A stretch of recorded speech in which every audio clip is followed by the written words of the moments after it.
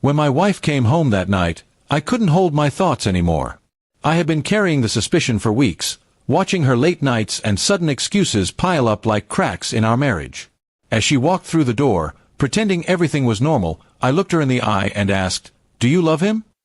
She froze for a second before forcing a smile and replying, "Who?" I said the name that had been haunting me, Derek. That was when her face drained of color, and she froze completely. That reaction told me more than words ever could. She didn't deny it. She didn't even try to laugh it off. Instead, she stood there like a guilty thief caught in the act. My chest tightened, but oddly enough, I felt calm. The truth had been revealed, and now it was my turn to act. She stammered, "It's not what you think. Please let me explain." I shook my head slowly. "No. You already explained enough the moment you froze at his name." I walked past her, pretending to give her the cold shoulder. She thought I was going to sulk and eventually forgive her. But deep down, I knew I was planning something she wouldn't forget. The next few days, I played along. I let her think I was hurt, but still holding on to hope. She tried to be extra affectionate, cooking my favorite meals, even sending me flirty texts during work hours. But all I saw were the fingerprints of betrayal. I stayed quiet, but inside, I was building my revenge brick by brick. First, I confirmed everything. I checked our shared phone account records, her work trip photos, and even her car's GPS history. Every detail lined up perfectly. She had been meeting Derek at hotels, restaurants, and even parks where they thought no one would notice.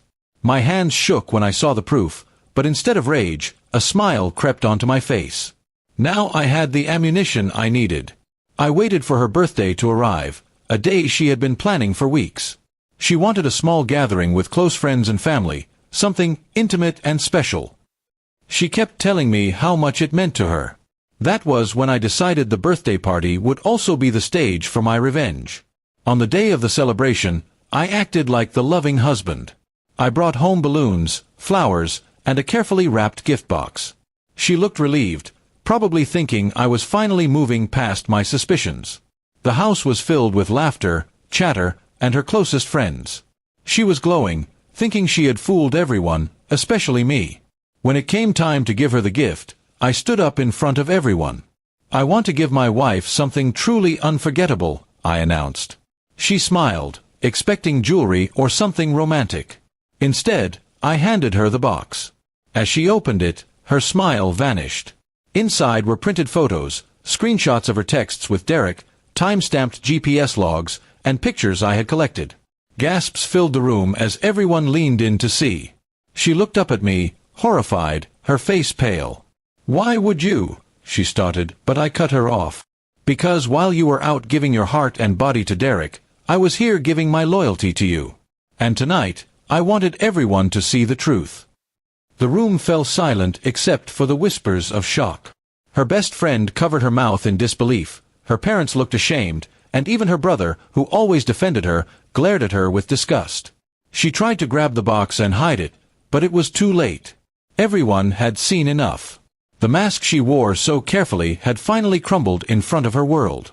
I raised my glass of wine and said calmly, "Happy birthday, darling.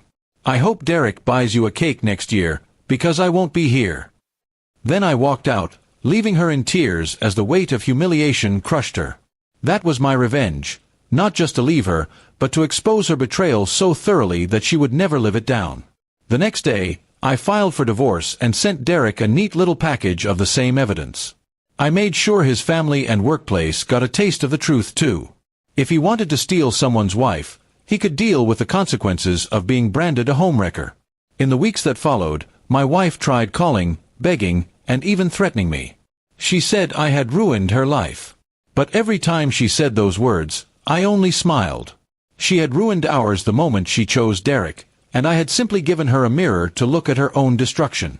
Life moved on for me. I focused on my career, my health, and rebuilding my happiness without her. People respected me more, knowing I stood up for myself instead of silently suffering.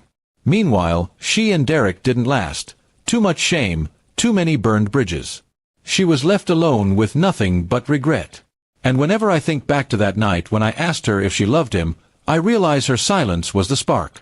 But my revenge, that was the fire that burned everything she had built on lies.